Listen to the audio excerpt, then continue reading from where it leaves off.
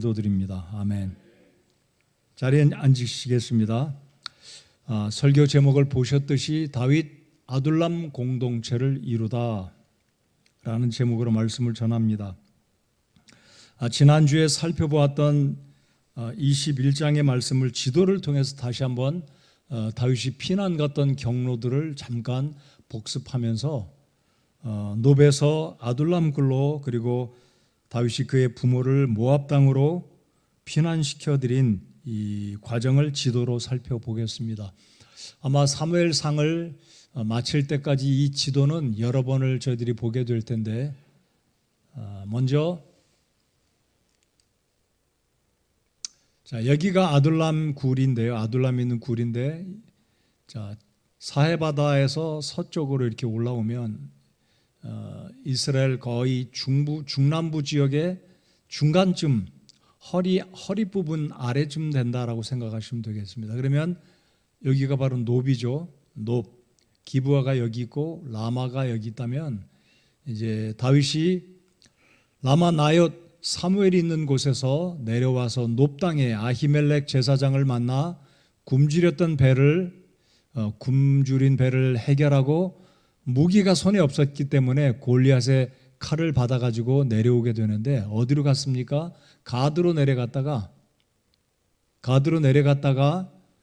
이 가드왕 아기스가 이 신하들의 보고를 받고 다윗인 줄 알아보지 못한 것이 천만 다행이었지 않습니까?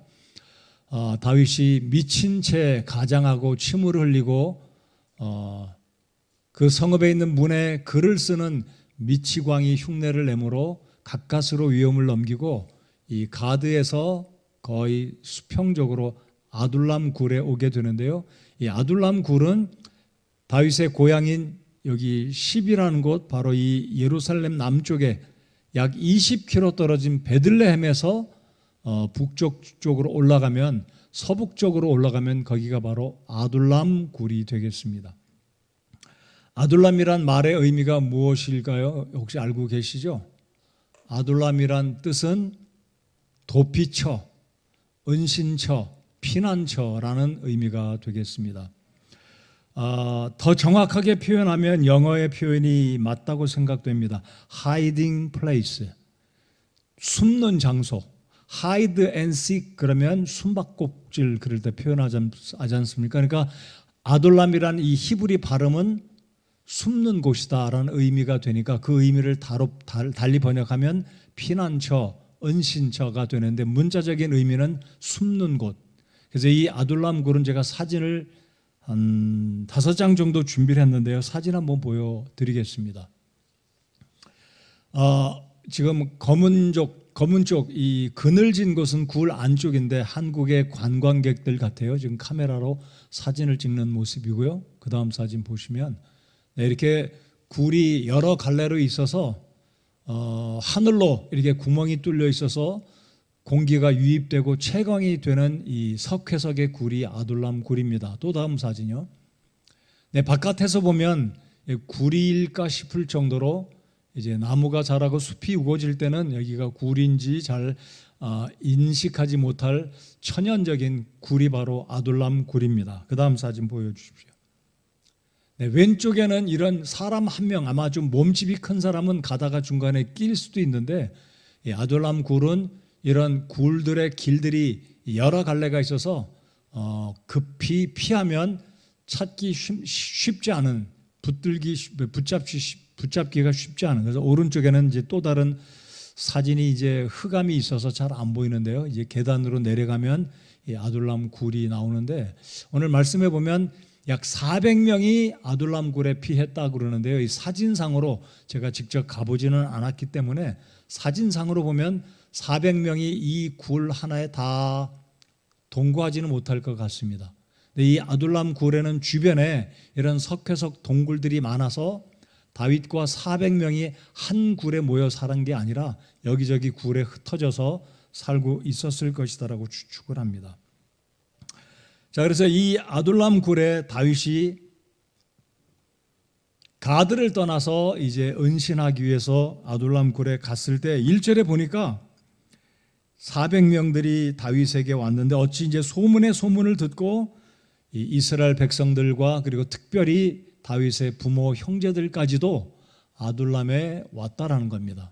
자, 여러분 이 1절 말씀을 읽으실 때 어떤 생각이 드셨습니까? 어떻게 다윗의 부모와 형제들까지도 다윗이 숨어있는 이 아둘람 굴에 피해 있다는 말을 듣고 거기에 나왔을까? 추론한다면 사울은 다윗을 죽이기 위해서, 다윗을 잡기 위해 베들레헴 내려가서 이 다윗의 집에까지 내려가서 다윗이 거기까지 은신하지 않았을까? 그리고 취조하는 이런 어려움을 느낀 이 부모나 형제들이 아둘람의 굴에 다윗에게 피해 왔다라는 것을 알 수 있습니다. 물론 22장 1절 2절에서는 직접적으로 사울이 베들레헴까지 가서 부모를 취조하고 다윗의 행방을 물었다라는 구절은 없지만 이 부모가 형제들 모두가 다 아둘람 굴로 내려가서 그에게 이르렀다는 말은 그 정도로 사울이 집요하게 다윗을 죽이려고 찾아다니고 있다는 것을 우리가 이해할 수가 있을 것입니다. 2008년도에 프랑스에 살고 있었던 유대인들이 모금을 해서 이 아둘람 공동체, 이 아둘람 굴을 기념하기 위해서 아둘람 프랑스 국립공원이라는 이름으로, 제가 그래서 이게 프랑스에 있는 건가 의아해서 인터넷을 다시 면밀하게 조사를 했는데요.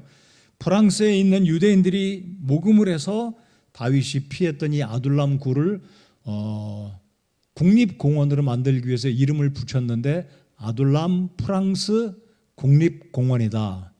이스라엘 영토 내에 있습니다. 그 자리에 지도에서 보신 것처럼. 그래서 이 아둘람 국립공원은 55 제곱킬로미터가 적지 않은 면적이라고 생각됩니다. 55 제곱미터니까 상당히 크겠죠. 그래서 이 아둘람 굴은 석회석으로 이 굴 천연 동굴들이 많기 때문에 다윗이 그쪽으로 피난 가서 숨기에는 최적의 장소, 이름 그대로 이 아둘람 피난처라는 제목이 이 굴에 적합한 이름이 되었다라고 생각합니다. 여러분, 우리가 1장부터 시작해서 지금까지 22장까지 왔는데 여러분, 다윗이 무슨 죄를 저질렀습니까? 오히려 나라를 구한 영웅이 아니었습니까? 사울의 사위도 됐고 이스라엘을 위기에서 구했던 정말로 귀한 나라의 나라의 장군인데 이렇게 죽음을 위험을 맞이해서 도망을 다녀야 되는 얼마나 위험한, 얼마나 가련한 상황에 놓였습니까? 오늘 다윗이 이 아둘람 굴에 피해 갔을 때 400명이 모여서 공동 생활을 하게 되는데 이 바로 이 아둘람 공동체는 교회를 상징하는 것이다라는 것, 그리고 장차 예수 그리스도께서 오시면 이 땅 위에 세워질 천년 왕국의 모습을 상징적으로 보여준다라는 것을 기억하시기 바랍니다. 자, 이제 2절 한번 보시겠습니다. 이 400여 명이 누구였는지 성경은 이렇게 기록합니다. 고난 중에 있던 모든 자, 빚진 모든 자, 불만이 있던 모든 자가 그에게로 모였고 그는 그들을 다스리는 대장이 되었더라. 거기에는 그와 함께한 400명 가량의 사람이 있더라. 그러니까 이 굴이 한 개의 굴이 400명을 수용한 것은 아니지만 그 부근에 여러 굴들이 있는데 다윗에게 모여든 사람들은 이 당시 사울 정부로부터 사울 왕의 다스림 가운데 불만이 있고 경제적인 채무가 있고 가난하고 사회적으로 소외된 불쌍한 사람들이 모여들었다라는 거죠. 자, 그렇다면 다윗이 굴에 피했다는 것을 누가 가서 이야기했는지 모르지만 어떻게 모여든 사람들이 하나같이 예를 들어서 능력이 있고 당당하고 떳떳하고 기쁨이 있고 부족함이 없는 사람들이 아니라 하나같이 다 어려운 사람들이었습니다. 이것은 영적으로 이 세상에 우리가 살아갈 때 예수 그리스도만이 우리를 진정으로 만족시켜 주시고 위로해 주시고 보호해 주시고 이 세상을 살아갈 때 우리의 모든 필요들을 해결해 주시는 진정한 리더가 예수 그리스도다라는 것을 이 아둘람 공동체가 보여주고 있다라는 겁니다. 여러분은 어떠십니까? 저는 오늘 상당히 정말 힘들었고 솔직하게 말씀드리면 설교할 힘도 없었습니다. 왜 그런지 이유는 아실 거라고 생각되고요. 정말 힘이 들었습니다. 주일날 설교를 뭐 해야 될지 제가 아직도 모르겠고요. 마음 같아서는 설교하고 싶은 마음도 사실 없어요. 네. 자, 여기 모인 사람들이 다 그랬습니다. 그렇다고 해서 아둘람 굴에 있는 이 모습이 오늘 이 시대 대한민국을 똑같이 반영한다는 의미로 말씀드린 건 아니기 때문에 오해 없이 들으시기를 바랍니다. 자, 아무튼 불만이 있던 자들은 무엇 때문에 불만이 있었는지 성경은 말하지 않습니다. 단지 이 불만은 사울 왕이 나라를 다스리면서 생겨난 문제와 연관이 있을 수 있다라는 겁니다. 그런데 이들이 무엇을 바라보고 왔습니까? 여러분, 지금 다윗은 이전에 수년 전에 골리앗을 무찔렀던 명망이 있는 그런 존귀하고 사회적으로 위치가 탄탄한 이들을 보호해 줄 수 있는 리더가 아니었습니다. 다윗 자신도 자신의 목숨 하나 건지려고 도망을 다니는 400명을 어떻게 먹여 살려요? 4명도 버거울 텐데 40명도 아니고 400명이었습니다. 여러분, 성경의 4자라는 숫자는 고난을 상징하고 훈련과 시련을 상징하는 숫자로 40은 특별히 그러지 않습니까? 40의 열이니까 400명. 굳이 400명의 의미를 특별히 부여하지 않아도 되겠지만 그런 의미가 들어있다라는 겁니다. 자, 그런데 다윗이 이들을 다스리는 대장이 되었더라. 자, 왜 이들이 도망다니고 있는 자기 목숨 하나 건사하지 못하는 다윗을 믿고 400명의 사람들이 모여들었을까요? 유력한 자들이 아닙니다. 채무가 있고 환난당하고 빚진 자들, 불만이 있는 자들, 도망다니는 사람들, 숨어야 될 사람들, 피난에 가야만 하는 상황에 놓인 자들이 하나같이 문제 있는 사람들이 다 다윗에게 나온 거죠. 자, 다윗은 어땠을까요? 내 코가 빠진 게 석자인데 아니 이 400명을 다윗이 어떻게 책임지고 먹여 살립니까? 여차하면 또 도망을 가야 되는 이런 판국입니다. 바로 이 모습은 예수 그리스도께서 이 세상에 왕으로 오셨지만 예수님을 유대인들이 십자가에 못 박지 않았습니까? 사실 다윗은 이미 기름 부음을 받은 왕의 인정받은 하나님이 세우신 사람이었는데 사울은 인정하지 않고 다윗을 죽이려고 하니까 바로 이 모습에서 우리 예수님은 왕으로 오셨지만 실제 왕이시지만 당시에 헤롯이나 빌라도 총독이나 수제사장이나 서기관 바리새인 사두개인들은 예수님의 왕되심을 인정하지 않고 예수님을 죽이려고 사지로 몰아갔던 모습에서 우리는 다윗이 당면한 이 아둘람의 굴의 모습과 이 유사한 모습을 발견할 수 있다라는 겁니다.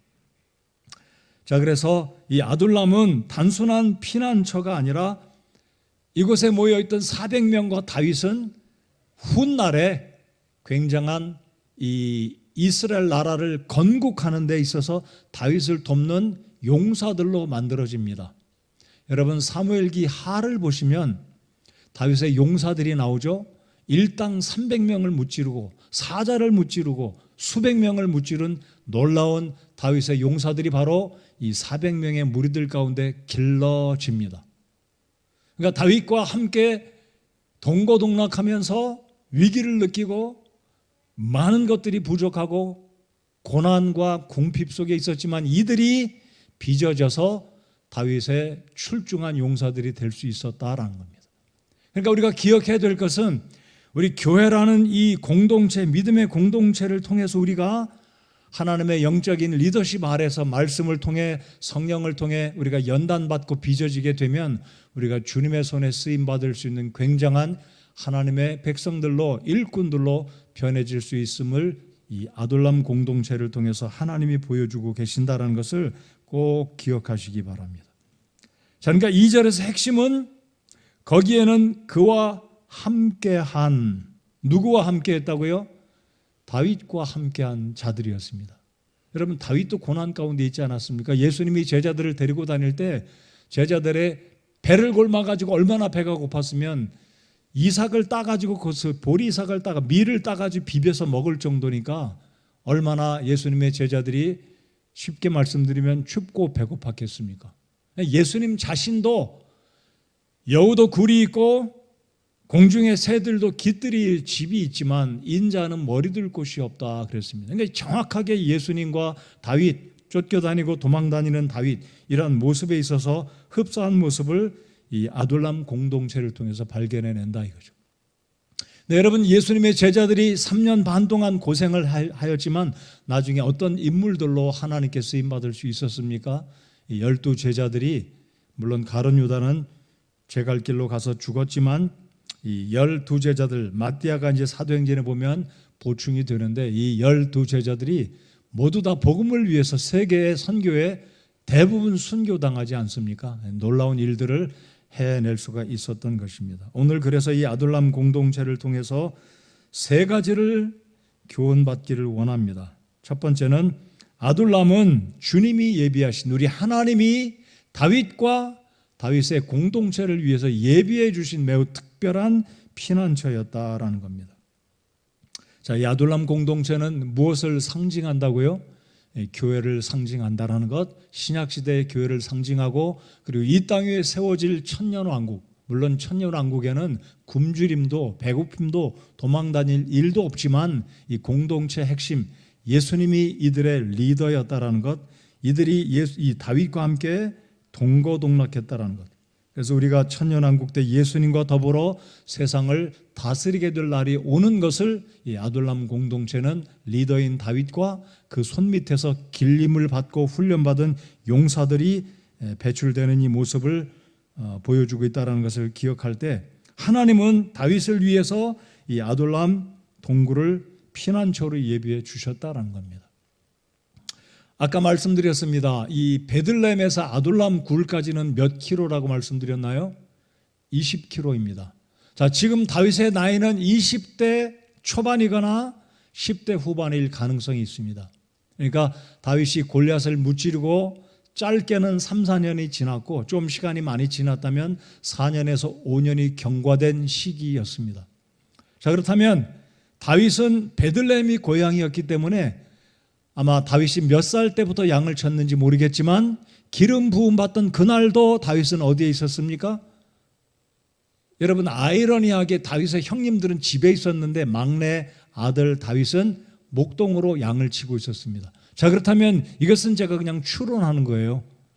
다윗은 양을 칠 때 베들레헴에서 20km 떨어졌던 아둘람 굴은 보통 목동들이 1박이나 2박을 양떼를 초장을 찾아다니면서 야외에서 이 들에서 야영을 하다 보면 이 베들레헴에서 양을 쳤던 이 다윗은 분명히 아둘람 굴의 위치를 알았을 거고, 비가 오거나 춥거나 더위가 왔을 때는 다윗은 아둘람 굴에서 쉬었을 경험도 있을 것이다라고 저는 생각해 보았습니다. 충분히 그럴 공산이 있다라는 거죠. 자, 그러니까 다윗은 이 블레셋 진영으로 피난을 갔다가 가드로 도망을 갔다가 이제 아기스가 비록 다윗을 알아보지 못했지만 신하들이 다윗을 정확하게 알아보지 않았습니까? 지난주에 말씀드렸듯이 다윗에게는 골리앗의 칼까지 있다라는 것. 근데 이제 다윗이 거의 수평으로 직선으로 이동을 해서 골리앗 아둘람 굴로 피해 오게 됐는데, 이 아둘람 굴은 하나님이 다윗을 위해서 예비해 주신 최고의 피난처, 가장 적절한 피난처였다라는 것. 여러분, 우리의 인생 가운데는 피난처가 필요할 때가 있습니다.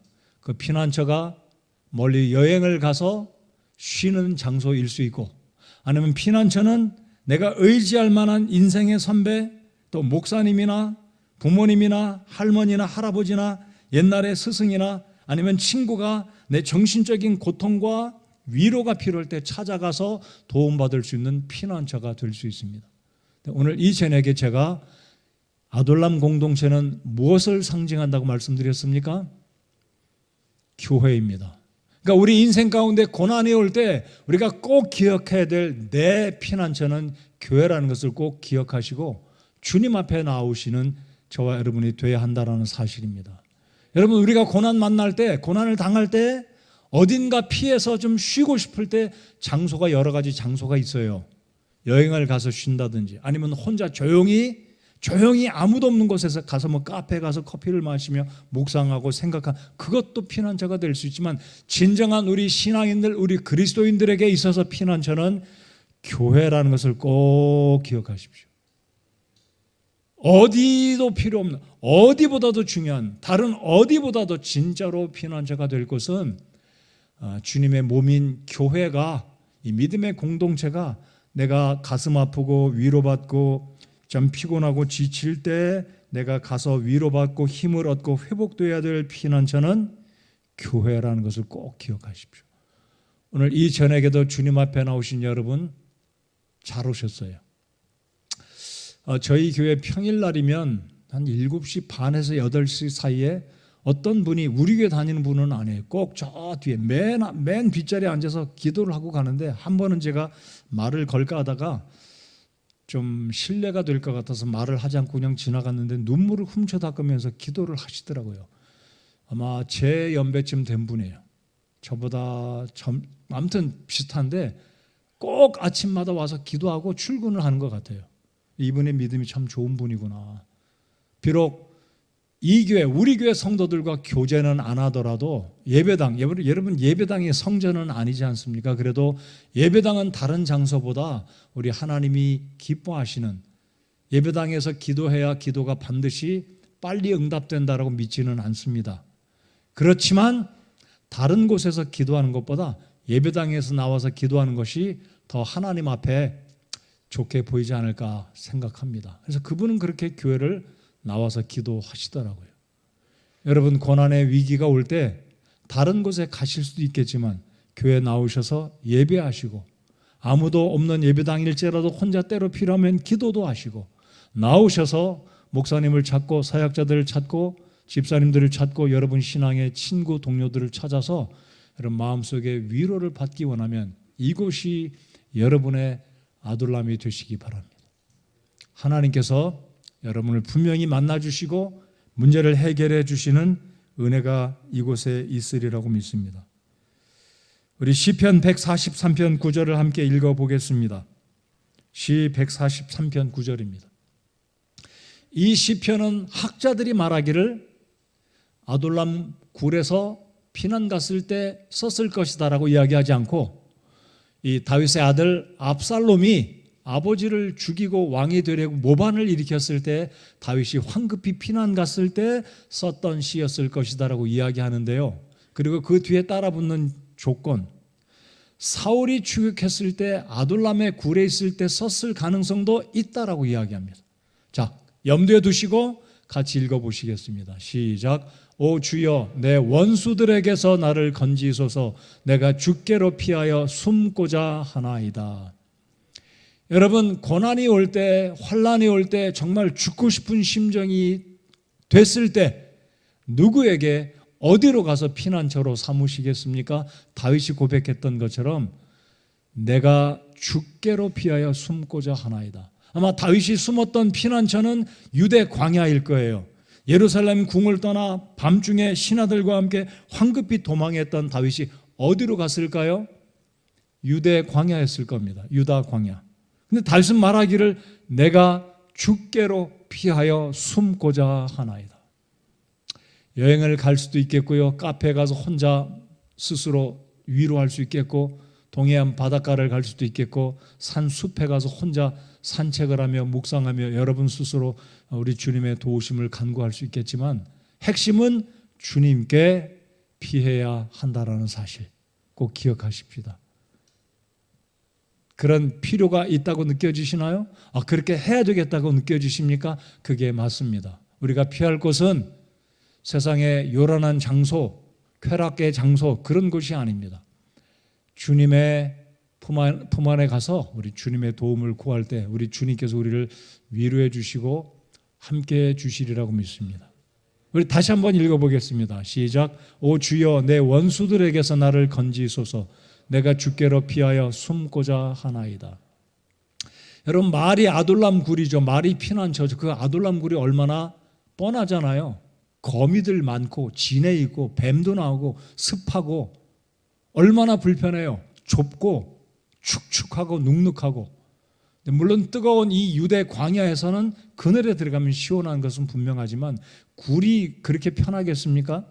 여러분, 다윗이 이 굴에 몇 날을 보냈는지 모르지만 몇 주에서 최소 3달 정도 피하지 않았을까 학자들이 이야기합니다. 정확한 건 잘 몰라요. 그러나 짧은 시간, 그러나 그렇게 짧은 시간은 아니었을 겁니다. 400명이 어디 가서 먹을 걸 구해와요? 40명도 부족하잖아요.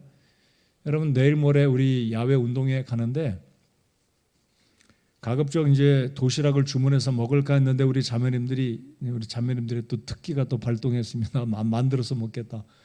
여러분, 400명 어떻게 먹여 살립니까? 다윗이 리더잖아요.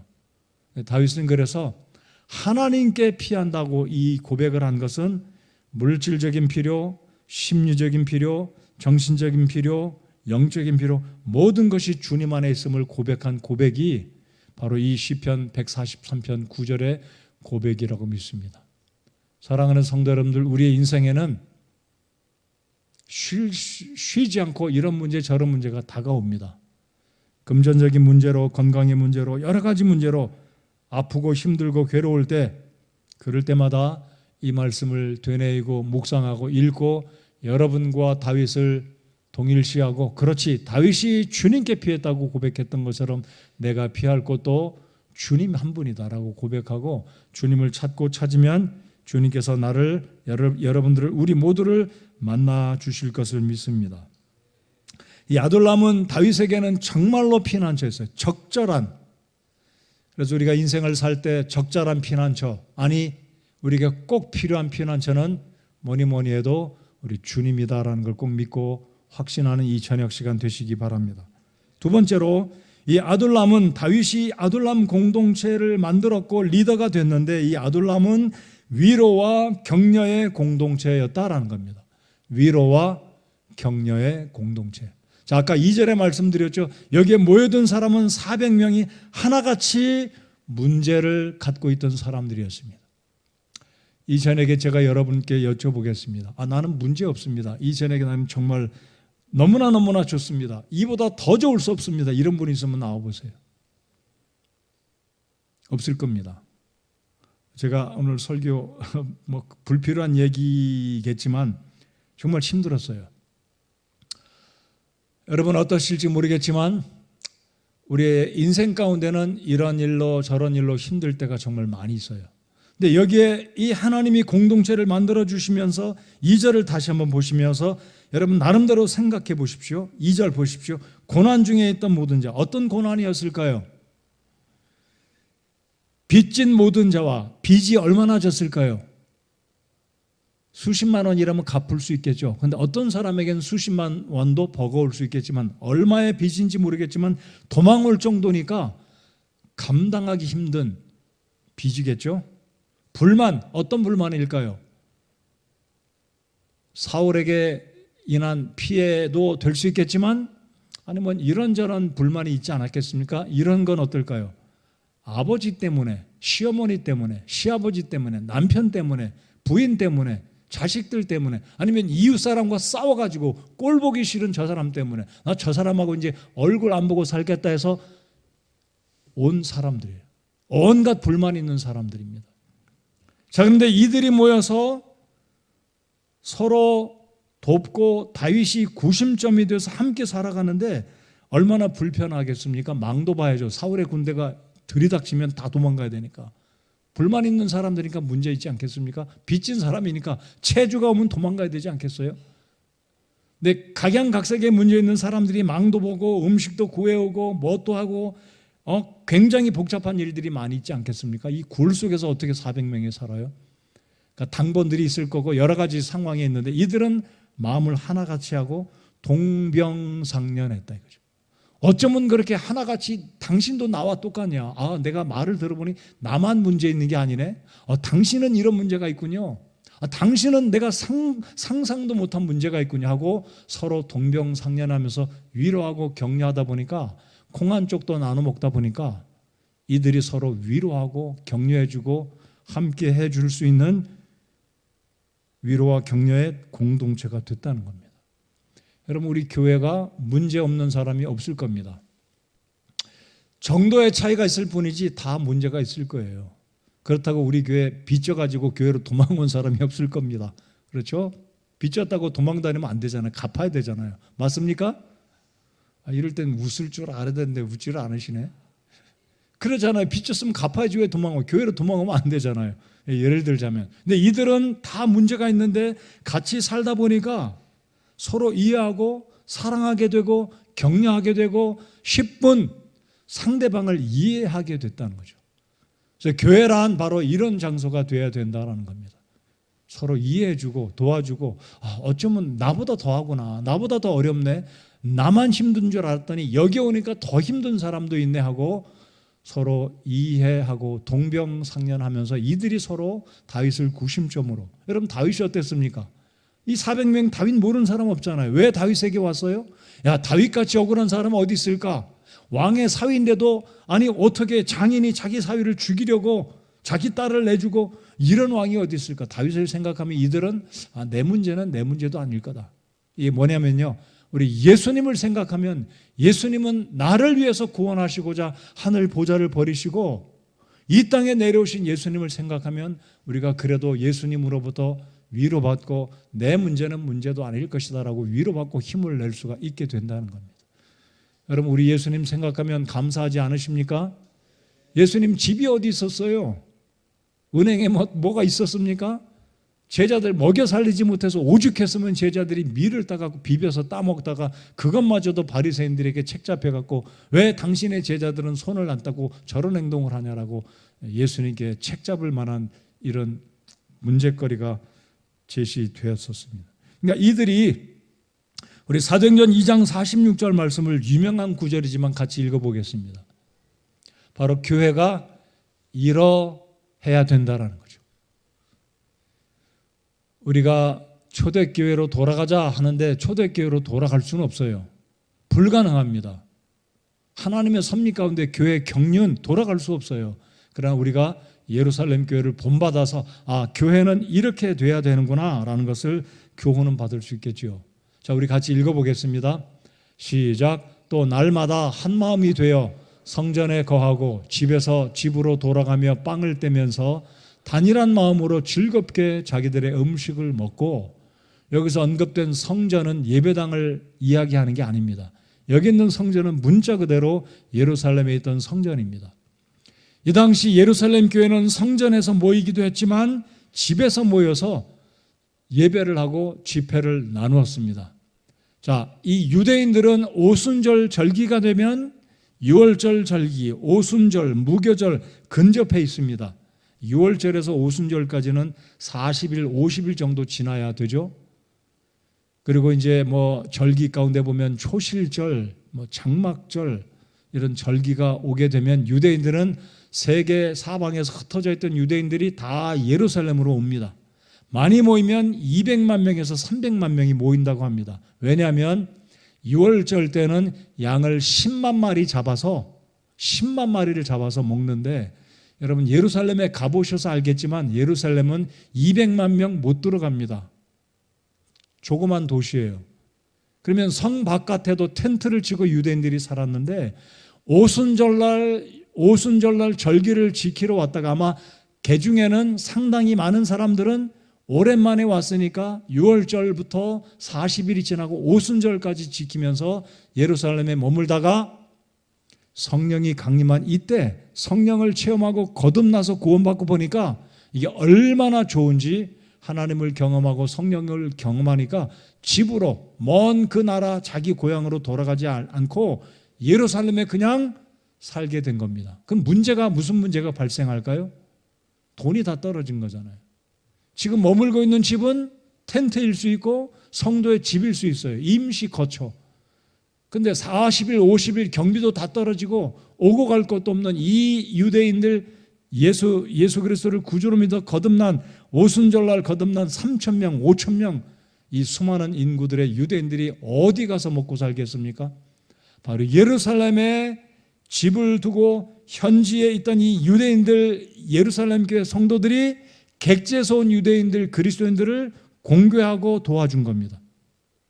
한 마음이 되어서 집에서 집으로 돌아가며 빵을 떼면서, 이 빵을 뗐다는 의미는 두 가지로 이해할 수 있는데요. 주의 만찬을 나누었다라는 의미로 볼 수 있고, 실제로 음식을 해서 서로 먹였다라는 의미로 이해를 할 수 있을 겁니다. 자, 그러니까 이 노란색 글자를 잘 보시면 한 마음이 되었다. 바로 이 아둘람 공동체에 있는 이 400여 명은 다윗을 구심점으로 한 마음이 될 수 있었다라는 겁니다. 이렇게 될 수 있었던 것은 성령님의 역사하심이 아니고는 불가능한 것입니다. 그래서 우리 교회도 성도들이 한 마음이 되려면 성령님의 역사하심이 아니면 굉장히 힘들다고 생각합니다. 말은 그냥 우리가 성서침례교회, 우리나라에서 첫 번째 세워진 교회, 자부심을 갖고 너도 나도 우리 교회 회원이다라는 자부심을 갖고 있지만 실상은 한 마음으로 모이기 쉽지 않아요. 저도 경험하고 있으니까. 여러분도 경험하지 않습니까? 인간적인 거 다 제외하고 배제하고 진짜로 우리가 한 교회, 한 몸으로 한 지체가 될 수 있으려면 우리의 힘으로는 될 수 없다고 저는 봅니다. 내 힘으로, 내 노력으로 안 돼요. 성령 하나님의 감동하심이 있을 때, 성령 하나님의 충만하심을 힘입을 때 우리가 진짜로 주 안의 형제자매로 하나가 될 수 있음을 믿습니다. 그래서 우리가 성령 하나님의 충만하심을 구할 때 하나님의 역사가 우리 교회에 임하게 되어서 이 아둘람 고래에 있는 이 400명이 함께 공동체를 이루었던 것처럼 하나가 될 수 있음을 믿습니다. 그러므로 성도 여러분들, 우리의 것 내려놓고 우리 배경들 다 내려놓고 생각하지 말고 가급적이면 친한 사람, 여태까지 친하게 지내온 게 뭔데, 얼만데 이런 거 내려놓고 우리가 하나 될 수 있는 것, 하나 돼야 되는 중심은 우리의 교제했던 기간, 학연, 지연, 친구 사이 이런 걸 떠나서 성령 하나님 안에서, 믿음 안에서. 그래서 요한 1서에 있는 말씀 보면 한 믿음, 한 침례, 한 성령, 이것이 우리가 교회에서 하나의 공동체로 묶여질 수 있는 원리이자 원칙이다라는 것을 꼭 기억하시는 저와 여러분들 되시기 바랍니다. 성도 여러분들, 우리 교회가 진짜 하나의 공동체가 되기 원합니까? 그렇다면 다른 거 없어요. 성령님의 충만하심을 힘입고 성령 하나님의 역사하심을 우리가 간구할 때, 그 안에 성령께서 주시는 감동에 사로잡힐 때 우리 교회가 여러 가지 이유와 배경과 원인들을 다 무릅쓰고 우리가 진짜로 믿음 안에서 하나의 공동체로 변할 수 있다고 믿습니다. 어제 밤에 저는 사실 잘 이렇게 보지 않았어요. 투표 결과를 보여주는데 어쩌면 우리나라가 그렇게 절반은 파란색, 절반은 빨간색이 될 수 있을까? 이 남북한이 나눠진 것도 가슴 아픈 일인데 이제는 영동, 호남 지역으로 빨간색, 파란색으로 나눠진 걸 보면서 정말 마음이 아팠고, 우리 대한민국에 있는 그리스도인들이 제대로 투표만 믿음으로 성경적인 원칙에서 했어도 이렇게까지 이런 결과가 나왔을까? 물론 우리 교회 성도들 가운데는 누구를 후보로 찍은 분이 있을 겁니다. 제가 탓하지는 않아요. 그러나 성경적인 원칙으로 우리가 나아가고 이 나라가 하나님께서 이 나라를, 기독교가 하나님이 여전히 한국의 교회들을 들어서 쓰시는 나라가 될 수 있는 이런 나라가 돼야 되는데, 이게 너무나 확연하게 호남 지역은 파란색, 이쪽은 빨강색, 어떻게 우리나라가 이렇게 나눠질 수 있는가 참 마음이 아팠습니다. 어쨌든 하나님께서 뜻하신 바가 있으실 것이고 하나님께서 역사하실 것이고 하나님께서 이 나라를 이끌어 가시도록 우리의 책임은 이제 기도해야 한다고 믿습니다. 기도하고 하나님께서 세워진 이 정부를, 오늘 이천 형제님 기도를 참 복되게 해주셨는데, 여러분 우리가 기도할 때 저도 그럴 수 있지만 매일 똑같은 반복된 상투적인 표현의 기도보다는 성령께서 우리 마음속에 감동해 주시는 오늘같이 그런 기도를, 실제적으로 기도를 드리면 참 복이 되고 우리 모두에게 위로와 격려와 힘이 된다고 믿습니다. 그래서 기도할 때 대표적인 기도하는 사람들은 상투적인 표현된 기도 탈피해서 미리 준비하고 성령께서 우리 마음을 감동해서 내가 이 시간에 예배에 공적인 대표 기도를 하는 사람으로 무엇을 위해서 기도해야 할 것인지 준비해 와서 기도하면 주님이 기뻐하시고 우리 모두에게 복이 되어지리라고 믿습니다. 세 번째, 이 아둘람 공동체를 통해서 우리 주님이 우리에게 주시는 교훈은 무엇이냐면요, 아둘람은 이 아둘람 굴에서 다윗이 사명을 발견하고 다윗과 함께했던 400명들이 사명을 발견하게 되고 그 안에서 빚어지고 훈련받을 수 있었다라는 겁니다. 자, 3절과 5절을 보시겠습니다. 3절, 다윗이 거기서 모압의 미스바로 가서 모압 왕에게 이르되 원하건대 하나님께서 나를 위하여 무엇을 하시려는지 내가 알 때까지 내 아버지와 어머니가 와서 당신들과 함께 있게 하소서 하고. 자, 처음에 지도 사진을 다시 올려주시면 고맙겠습니다. 네, 저랑 마음이 통해서 고맙습니다. 자, 이 모압에, 자, 이게 모압이잖아요. 이 사해바다를 기점으로 요단강이 이렇게 실선처럼 보이지 않습니까? 요단강을 기점으로 여기가 외국입니다. 요단 땅이, 요르단강을 건너면 여기가 요단입니다. 요르단. 그러니까 이 당시 유대인들, 이스라엘 사람들에게는 이 요르단을 건너가면 이방인 부족들이 살았어요. 물론 이 가나안 땅의 7 족속들 이 해변가 쪽으로 가드 쪽에는 이 블레셋이 살았지만 이 모압은 이방인입니다. 근데 왜 그러면 다윗이 자기 부모를 모압으로 데려갔을까요? 그 이유는 자기 증조모 룻이 모압 출신이기 때문에 모압 왕에게 다윗은 자기 증조모의 백그라운드를 알기 때문에 부모님을 데리고 가서 안전한 곳으로 피난을 시켜드린 겁니다. 그래서 모압 땅으로 건너간 거죠.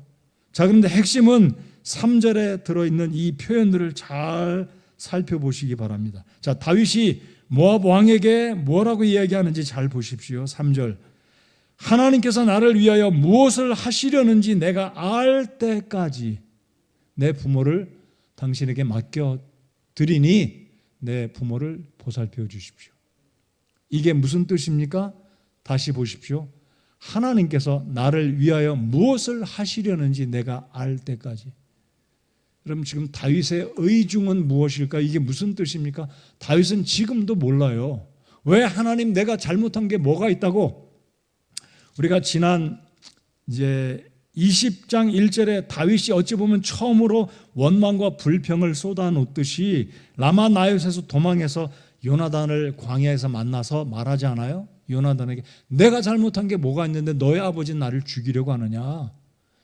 원망 아닌 원망처럼 이렇게 처음으로 다윗이 그런 이야기를 하는데 마음의 이야기를 하지 않습니까? 사실 다윗은 하나님께 한 번도 불평하고 원망하지 않아요. 하나님, 제가 뭘 잘못했다고 도망 다녀야 됩니까? 제가 언제 왕이 되겠다고 기름 부어달라고 했나요? 제가 언제 사울 왕의 사위가 되고 싶어서 이렇게 욕심부려가지고 골리앗을 죽였나요? 그런 적이 없었습니다. 근데 다윗은 지금 도망 다니는 신세에서 뭐라고 이야기하냐면 자기 때문에 부모님이 얼마나 고생합니까? 자기 때문에 형들이 얼마나 고생합니까? 그런데도 이런 와중에 다윗이 말하기를 하나님께서 나를 위하여 무엇을 하시려는지 내가 알 때까지.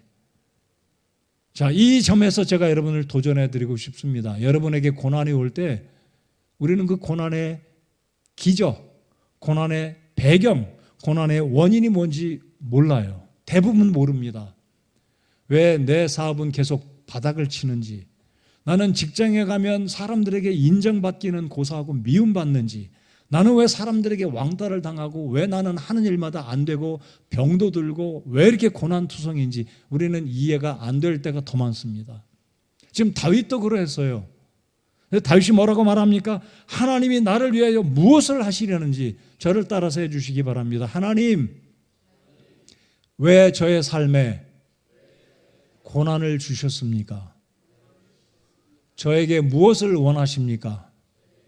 이렇게 묻고 기도해야지 볼멘 소리로 하나님 왜 이러십니까? 하나님 제가 뭘 잘못했다고 저에게 고난 주십니까? 이러면 안 된다는 겁니다. 지금 다윗은 하나님께서 나를 통해서 어떤 일을 하시려는지 이게 궁금했던 거예요. 부정적인 측면이 아니었습니다. 그래서 다윗은 여기저기 도망다니면서 20세 초반의 이 다윗, 젊은 다윗이 아직도 청년 아닙니까? 다윗은 여전히 마음속에 하나님이 나를 통해서 무슨 일을 하시려는지, 부정적인 생각이 아니라 하나님의 뜻이면 내가 이렇게 준비되어져서 연단받아서 쓰임받고자 하는 하나님의 뜻을 이루어 드리려는 귀한 마음이 있었다는 겁니다. 성도 여러분들, 고난은 쉽지 않습니다. 누가 고난 좋아하겠습니까? 고난 좋아하는 사람 아무도 없습니다. 그렇죠? 그러나 다윗과 같은 마음이 저와 여러분에 있기를 바랍니다. 주님, 저를 통해서 어떤 일을 이루시려고, 그리고 여기에 때가 언급됐습니다. 무엇을 하려는지 내가 알 때까지. 아버지도 어머니도 모압 왕에게 맡기지만 사실 다윗의 마음은 하나님께 맡겨드리고 자신도 맡겨드리고 이 400명 불쌍한 이 공동체를 다윗은 리더로서 책임을 가지고 하나님께 맡겨드리고 주님의 때가 될 때까지 주의 뜻이 이루어지기를 다윗은 겸손히 기다렸다는 거죠. 그래서 시편에 보면 내가 주님께 기다렸더니, 우리 따라서 해보실까요? 기다렸더니. 기다리다가 포기하지 마십시오. 기다리고 또 기다려야 됩니다. 그리고 주님의 때가 되면 주님이 드디어 우리를 욥처럼 다윗처럼 왕의 자리에 앉히고 주의 영광을 드러내게 될 때가 분명히 올 것입니다. 그래서 이 말씀을 기억하시기 바랍니다. 하나님께서 도대체 나를 통해서 어떤 일을 이루시려고 이 고난을 받게 하시나, 인내하면서 그 과정을 견뎌내시기 바랍니다. 자, 그 다음 5절을 또 보시겠습니다. 이제 또 5절에 또 희한한 말씀이 기록되어 있어요. 하나님이 갓 선지자를 보내요. 갓 대언자를 보내서 야, 이제 이 아둘람 굴에 머물지 말고 유다로 돌아가라. 사지로 몰아넣습니다. 여러분, 유다로 돌아가면 거기 누가 있어요? 사울이 있는 거예요, 사울이. 근데 하나님은 갓 선지자를 보내서 다윗아, 너 요새에서 머물지 말고 피난에 도망해서 안일하게 숨어있지 말고 이제 본장으로 돌아가라. 본장. 매서운 훈련의 장소로 돌아가라는 거예요. 자, 5절을 같이 읽어보시겠습니다. 시작. 대언자 갓이 다윗에게 이르되 너는 요새에 머무르지 말고 떠나서 유다 땅으로 돌아가라 하니 이에 다윗이 떠나서 하렛 숲에 이르니라. 여러분, 이 구절에 다윗의 불만이 한 글자도 없어요. 아니, 하나님 여기마저 나를 쫓아내십니까? 하나님 이러실 수 있어요? 왜 이러십니까? 도대체 하나님 이러지 않아요. 이유되지 않고 즉시 떠나 유다 땅으로 들어갑니다. 거기 들어가면 어떻게 돼요? 아니, 사울이 있잖아요. 하나님은 다윗을 사지로 지금 몰아넣는 겁니다. 일정한 기간은 아둘람굴의 피난처로 삼아주시고 그리고 부모도 피난하게 하고 적당하게 해결해 주십니다. 이게 하나님의 은혜입니다. 위험한 일을 당하지만 피할 길을 주시는 우리 하나님입니다. 아버지 어머님 피난하게 하고 다윗의 부담을 줄여주고 최소한 다윗으로 하여금 여전히 하나님의 손에 훈련받도록 하게 하시는 하나님.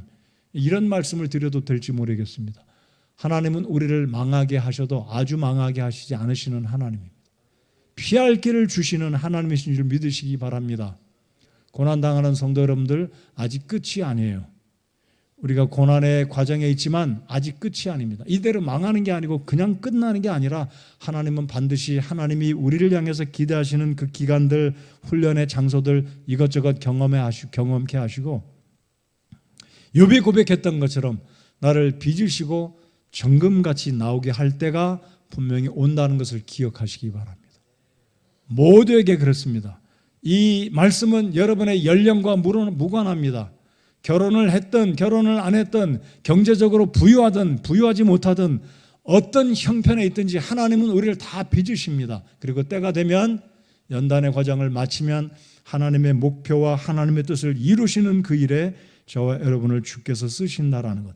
근데 이 과정은 텀이 있는데 끝은 없어요. 계속 한 과정, 한 프로젝트를 끝마치면 또 다른 프로젝트가 오는 것처럼 우리 인생의 하나님의 연단과 하나님의 수련은 계속 지속될 것이고 하나님의 영광은 계속해서 나타나게 될 것이라는 걸 기억하시기 바랍니다.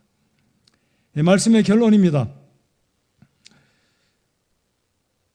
저는 설교할 수 있는 것 저의 기쁨이고 특권입니다. 그럼에도 오늘 서두에 말씀드리고 중간에도 말씀드렸듯이 가끔 힘들 때가 있는데 오늘은 정말 힘들었고 설교 안 하고 싶은 마음이 있었습니다. 그럼에도 불구하고 이 말씀을 묵상할 때 또 설교하는 도중에 주님께서 성령을 통해서 제게 감동해 주셔서 설교 노트에 없는 생각들을 주님이 주셔서 여러분과 함께 오늘 본문 22장 1절부터 5절까지 말씀을 나누었습니다. 우리나라의 장래가 어찌 될지 개개인들의 미래가 어떻게 될지 저희들은 지금은 알 수 없습니다.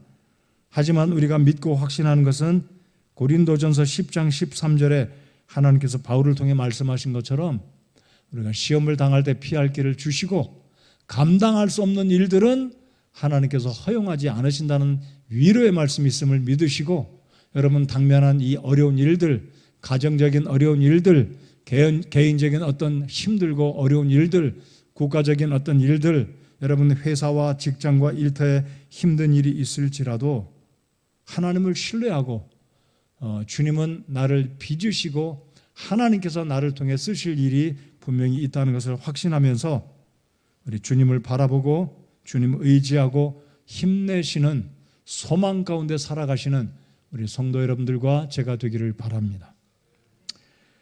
그래서 우리 주님은 마태복음 6장 30절에 먼저 주님의 왕국과 그분의 의를 구하면 이 모든 것을 우리에게 더하신다는 약속을 해 주셨습니다. 주님이 오시는 그날까지, 진정한 왕이신 우리 주님이 다시 오시는 그날까지 아둘람의 공동체 이 400명이 다윗이 왕으로 서서 나라의 진정한 리더로 될 때까지 이들은 동고동락하며 고생을 했지만 이들은 다윗에게 충성된 일꾼으로 쓰임받는 정말 놀라운 일꾼들이 사무엘 하 마지막 부분에 놀라운 용사가 될 수 있었던 것을 기억하시고, 저와 여러분들은 주님의 손에 훈련받고 빚어진 일꾼들이 되어서 우리 주님이 오실 때 정말 주님이 기뻐하시는 놀라운 일꾼들, 주님의 충성된 종들이 다 되시기 바랍니다.